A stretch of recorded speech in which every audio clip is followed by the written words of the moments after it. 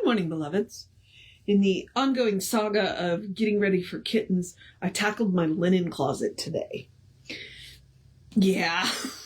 Well, the good news is I actually took stuff out that won't go back in, rearranged it, and it's going to work a lot better now. So, and I was able to get, I have a problem with candles, like serious problem with candles. So I was able to, I have two very narrow baskets, and I put a bunch of my candles in there and slid them into space, some spaces in there that aren't easily accessed. But now it's like you can tell, okay, so just pull the basket out, pull the candles out, put the basket back. This is working. This is working. All right. So we are doing Living the Science of Mind right now. We are almost 2/3 of the way through. We are currently in the healing section. They don't have it in divided up into sections so much, but I think what they did was they grouped similar articles together. Because I've been like, okay, I've been doing healing ones, and I'm like, a new look at psychosomatics. We're still in the healing section, so let's do the housekeeping, and then we'll get on to it. Whoops! As everything goes, like I just dropped the book, and the iPad shifted, and yeah, it's okay. It's Monday. And I don't have anything against Mondays. I really don't. And somebody pointed out one of the problems that people have with Mondays, Garfield had a problem with Mondays. Well, why did he have a problem with Mondays? Because he had John over the weekend, and then on Monday, John went back to work. So I wasn't in the house anymore.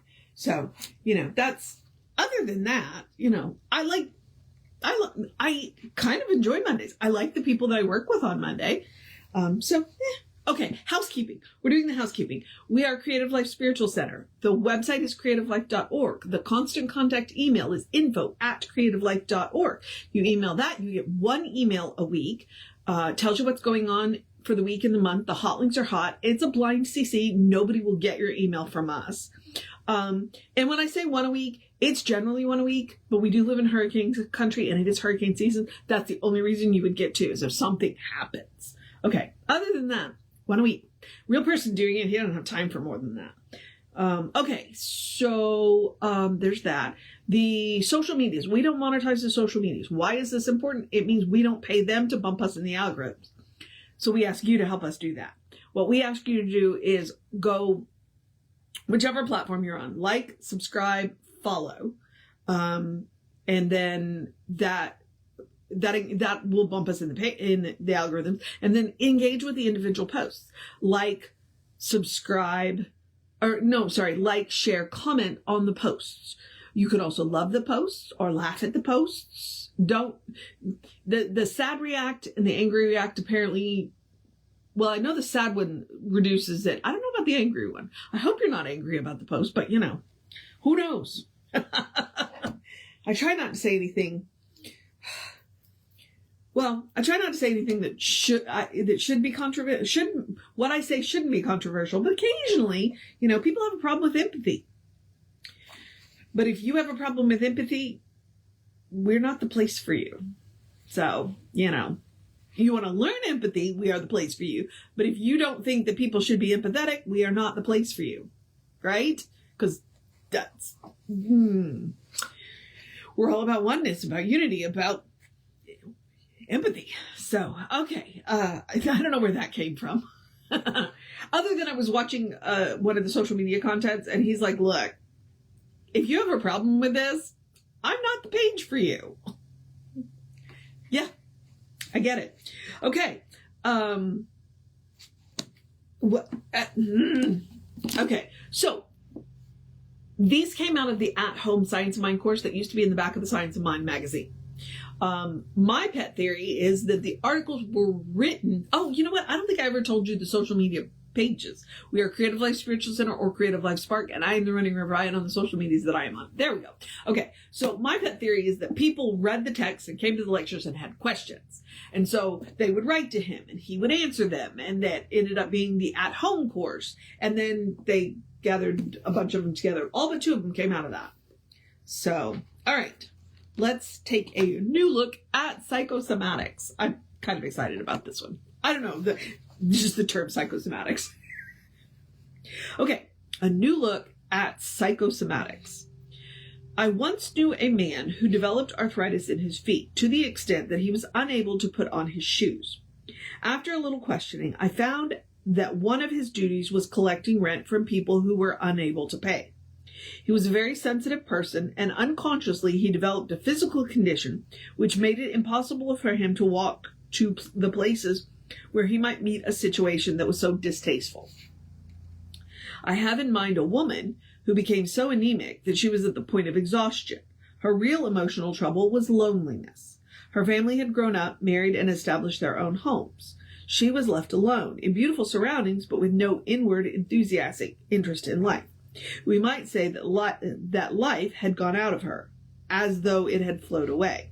Well, these are mind-body relationships that we are hearing so much about under the general heading of psychosomatics. I don't think we call it that anymore, but it's still a thing. Psychosomatic is rather an ominous sounding term until we understand what it means. Psyche means mind and soma means the body. But the Greeks, that's a good thing to know. But the Greeks, from whom these terms come, also spoke of the pneuma, by which they meant the spirit. This we do not hear very much about in psychosomatics, but the Greeks evidently considered it of importance. They felt that people were out of our New Testament. Wait, what? Hang on. They felt that humanity was, as our New Testament says, there we go, spirit, soul, and body, and that these three together constitute the whole person. The person who is a spirit with a mind and a body. In the ancient philosophies of China, one of the ancient philosophies of China taught that people have a spiritual body, a mental body, and a physical body.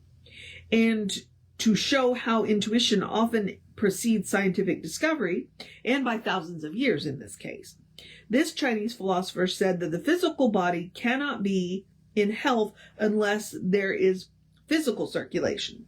Today, we know that there must be proper circulation, assimilation, and elimination if the body is to be normal.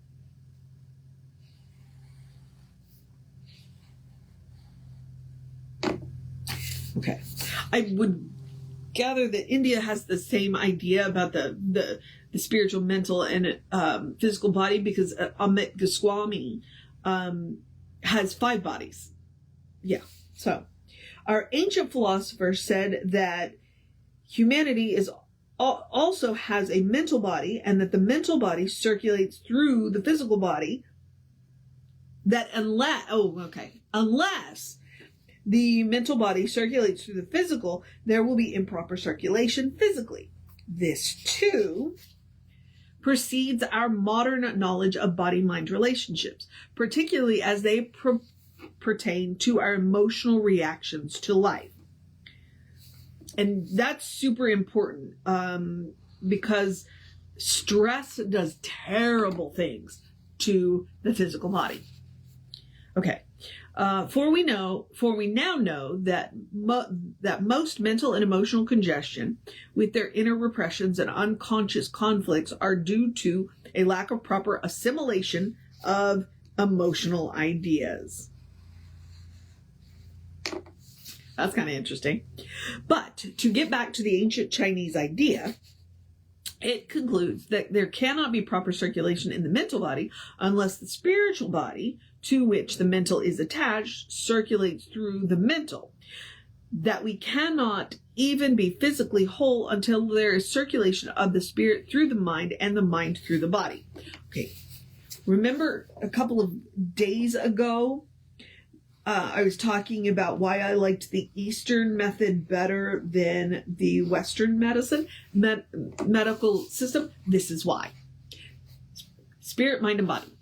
Okay, this is why the Greeks spoke of the whole person as made up of pneuma, which is spirit, psyche, which is mind, and soma, which is body, and why the Chinese said that the three are one and must have proper interaction.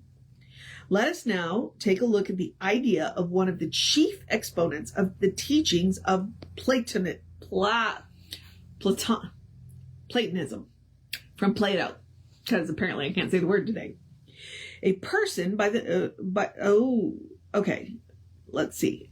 A man by the name of Plotinus, that's Plotinus, kind of important there, who lived somewhere around the 3rd century AD, and who is considered to have been one of the most illuminated souls of all the ages.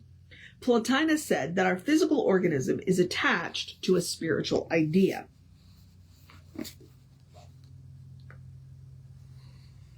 Which is really, really important. Okay. That's why I like to say, go back to God's idea of you. Which he called a prototype or a divine pattern, which Amit Goswami calls the bliss body. And that when any physical organ becomes detached from its pattern, it begins to have pain and longs to return to that which will make it whole.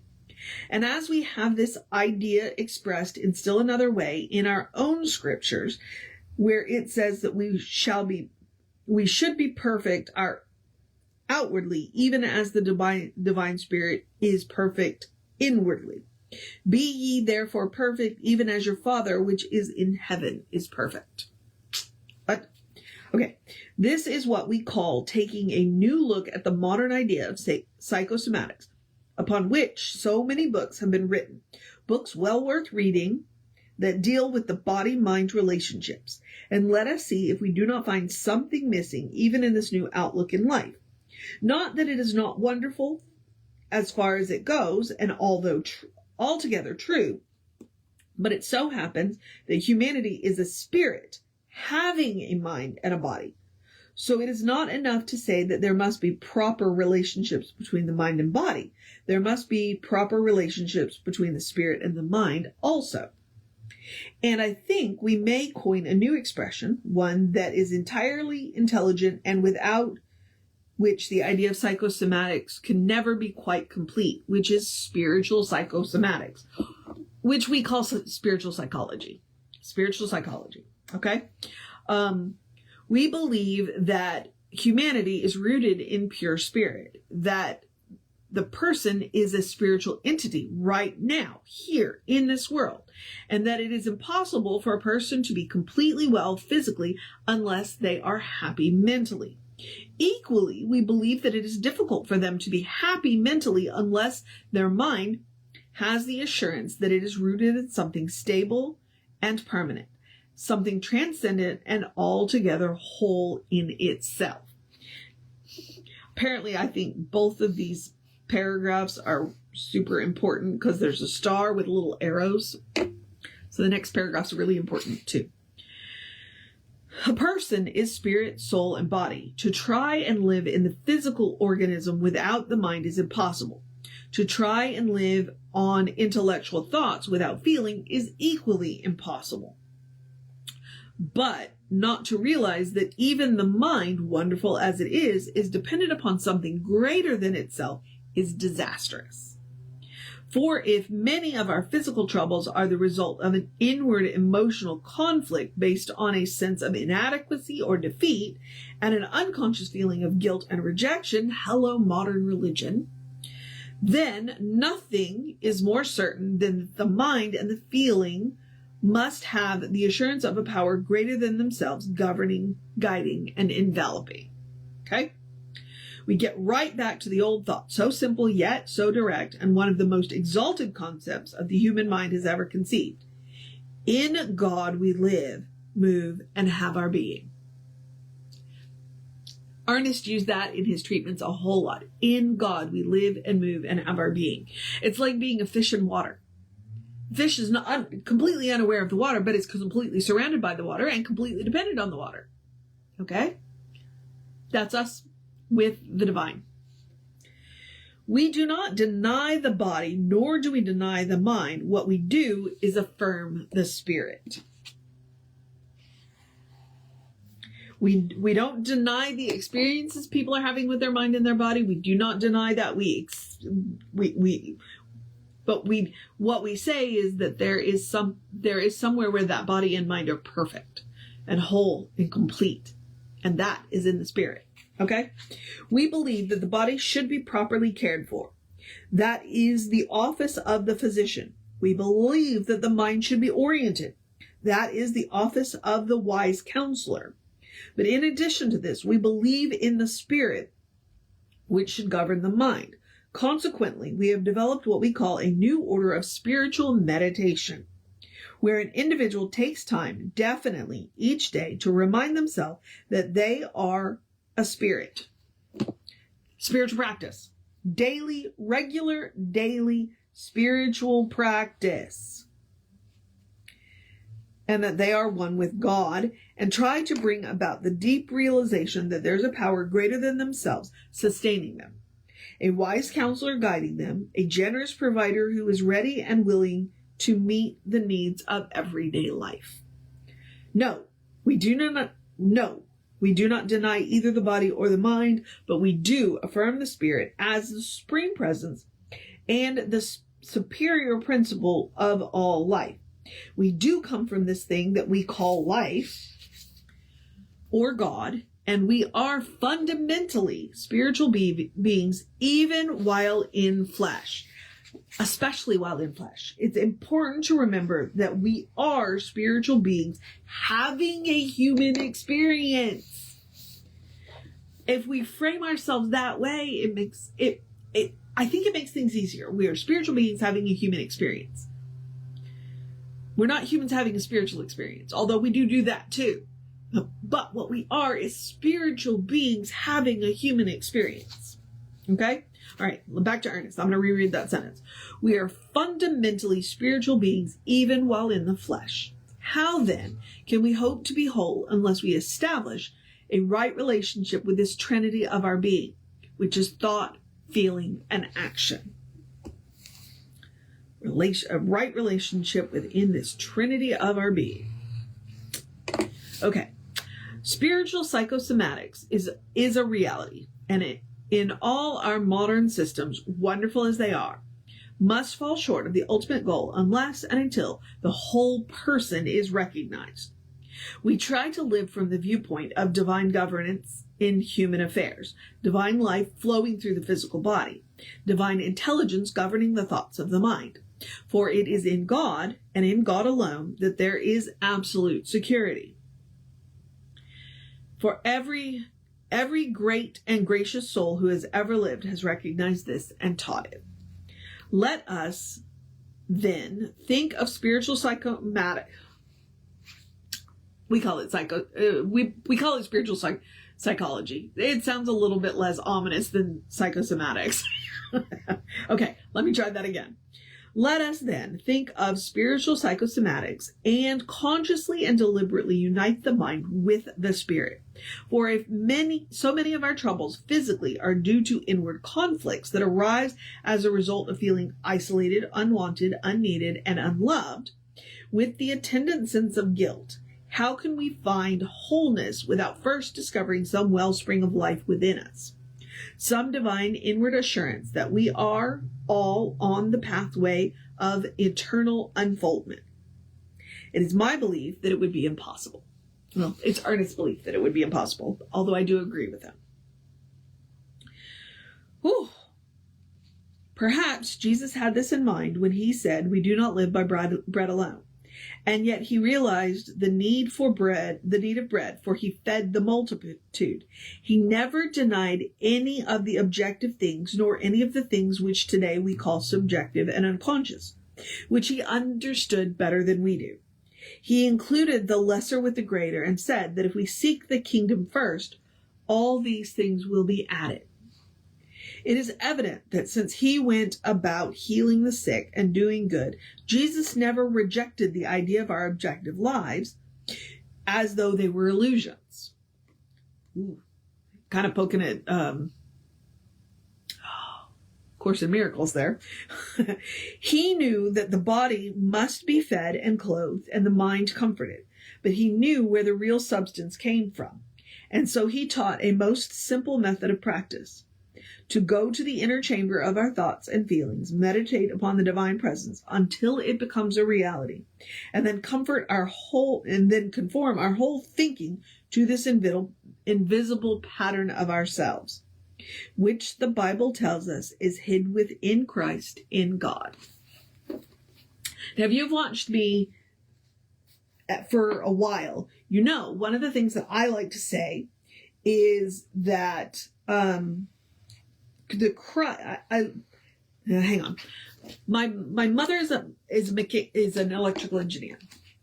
So I have this tendency, literally grew up with computers.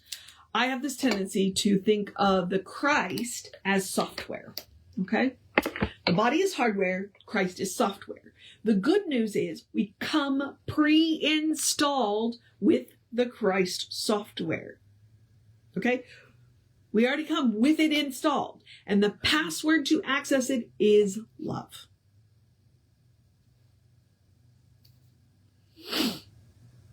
And there we are. Science of mind has never denied the body, has never denied the mind. They believe that they are both, science of mind believes that the body and the mind are important. It is how we do what we do in this life while we are here. And whatever challenges that we have with our mind and our body, there is one more place that we can go. In addition to going to the doctors and going to the therapists, which I am a big believer in, because I have had I'm currently having body challenges, and I have had mind challenges. And I will tell you that while I do occasionally have bumps, learning meditation and coming into science of mind and that regular daily spiritual practice has gone a long way to helping me with my mind. Now, I did spend 2 years on an antidepressant. I do manage it with nutrition and supplements. So same with the body, and I believe in Maslow's ladder. If people are going to be able to take care of their spiritual lives, then their basic needs have to be met. That's why Jesus fed the multitude. If he wanted them to hear his spiritual idea that he was teaching, he knew that they needed to be fed. Teachers know that. If their kids come to school hungry, their kids can't learn. And thus social justice. We want everybody to be able to take care of their spiritual lives, and we understand that they need to have their bodily needs and their emotional needs met first. All right, I'm going to get off my soapbox. And then I'll get right back on it soon. But spiritual psychology. Got to do all three. And I desperately need to drink water, so let's wrap this up. I'm going to encourage you to have a great day, wondrous day, a fantastic day, a magical day, an enchanted day, a wonderful day, an awesome day, an amazing day. A you got this day, a take care of business day. Let's get this week started off on the right foot day. A hey, it's only a 4-day work week and we got a 3-day weekend. Yay. Monday day. Good day. Cuddle your fur babies day. Tell somebody you love them day. Take care of yourself day. Be aware of your mind and body needs day while you attend to your spiritual needs as well day. Check into spiritual psychology day. Dr. Frager's had a really good book on spiritual psychology. Robert Frager. I don't think I can spell it on the fly. A good day, and if that is too much pressure, because I understand some days it is, simply have a day. You are enough. Just as you are a beloved expression of the divine. You are a brilliant light, a divine spark, spirit in motion, God in action, a beautiful masterpiece, and a work in progress at the same time, at your own pace, very important part. And as Reverend Jesse likes to call us, you are a godling. All right, beloveds. Explore the truth of your being. Get to know who the divine knows you to be. Because the divine knows you to be good. And from there, all things are possible. Anything is possible. All right, beloveds. Reverend David should be on around 5 p.m. with you. I'll be back with you around 9:15 tomorrow. Take care of yourself. Know that you are loved. I will see you next time.